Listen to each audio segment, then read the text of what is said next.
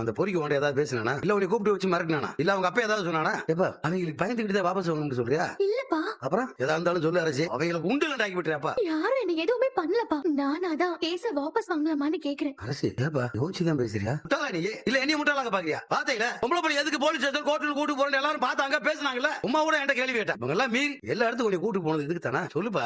அப்பா நான் சொல்றது கொஞ்சம் பொறுமையா கேளுங்கப்பா. என்ன சொல்ல வர சொல்லு ஒருவேளை உன்னை வற்புறுத்தி உங்க அம்மா காசை வாபஸ் வாங்க சொன்னாலா இல்ல இருக்கு அவளுக்கு கோமதி அப்பா வேணாப்பா.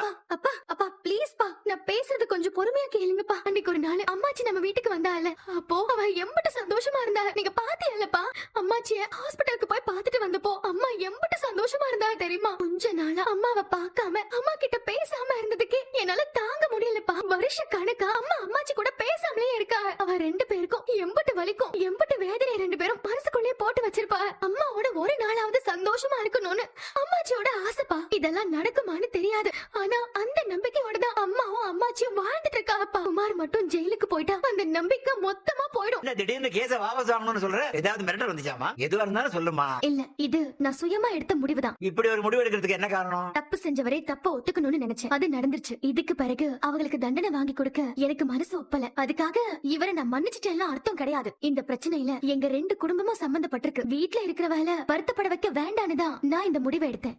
என்னமா இப்படி பண்ணிட்டு இருக்கா?